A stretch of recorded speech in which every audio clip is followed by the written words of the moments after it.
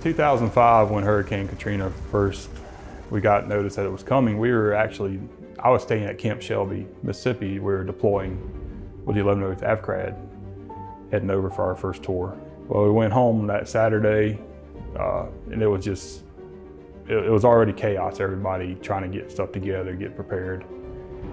Well, it hit that Monday, and it was just total destruction. The house that I grew up in was picked up and floated. We had 21 feet of water. We were watching it on TV as we saw water inundate the city, and it took even a while for the government to figure out it wasn't from the rain, it was from breaks in the levee. And 80% of the city, by the time I got there on Wednesday morning, I was underwater. I got into Camp Shelby, Mississippi on Tuesday, and then Wednesday morning I flew into New Orleans on a Navy helicopter. We was looking at it through the satellite or whatever, however we was seeing it, but we could see everything. You know, the casinos getting tore up. It was just like, it was devastating. That's like, we needed to be home, but you know, we was serving our country. I was in the Anbar province of Iraq in Fob Dogwood, which is forward operating base. I had no communication with my family because all the cell phones, as well as back then it was mostly landline phones, were down, and the cell phone towers were down.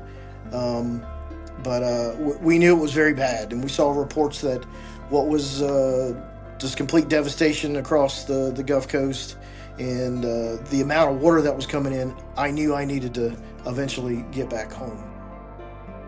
We get into Camp Shelby after basically taking a chainsaw and cutting our way there. And all this time, we were supposed to be finishing up everything for deployment. Well, then we get word that your orders are being changed, you're going on Title 10 orders and going to be staying back doing hurricane relief. Everything was wiped away. It was just, that was really tough. Trying to do what I know I needed to do with my family, but also doing my job. You're trying to squeeze everything in together, and it's just, there was no good outlet, I guess you could say.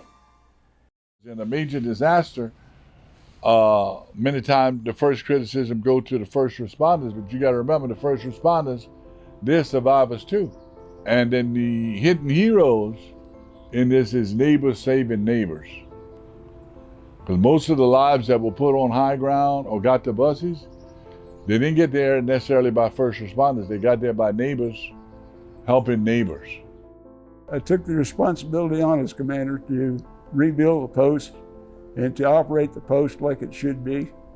And I took it as a responsibility to get it rebuilt so that the not only the legionnaires that were here and hurting and suffering would have a place to go, but also to aid the community. The American Legion post, of course, was destroyed, had about 7 foot of water through it, and had it to contend with, plus 2 destroyed homes.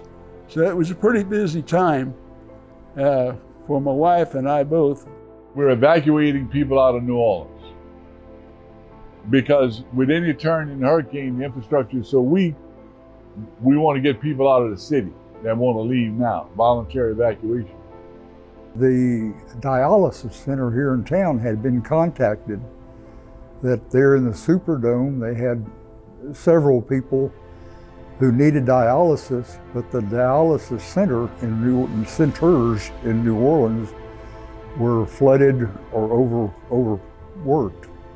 And these poor people, they were coming from the Superdome and the shelters in New Orleans. They literally had the clothes on their back. We don't have showers, we didn't have laundry. We're able to buy at Walmart blow-up mattresses, and the blow-up mattresses is what we put out on the floor and got sheets and everything. 2 weeks later, we're at Katrina. We've done the search and rescue.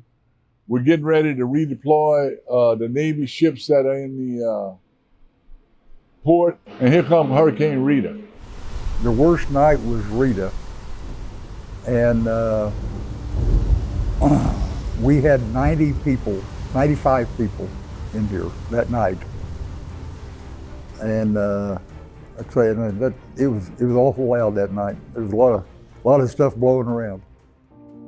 After the convention, I had a couple of days at home before I was heading to Indianapolis.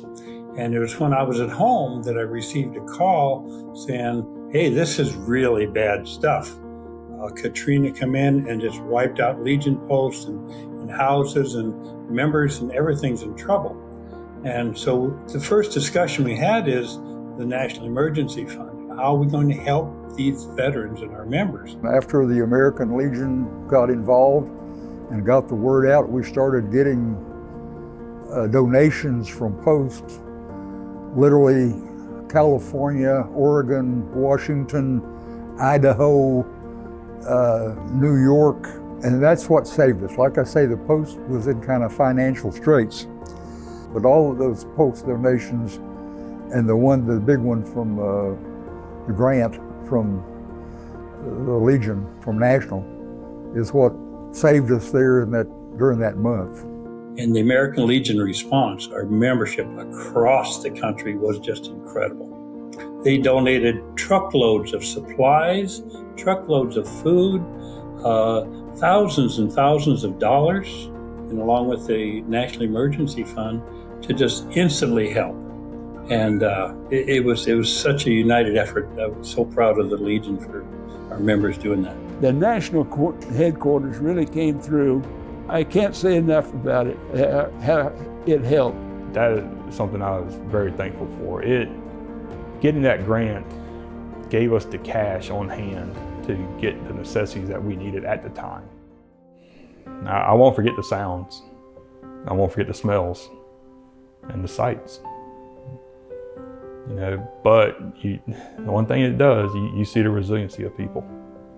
You see what they can do and what they can get through.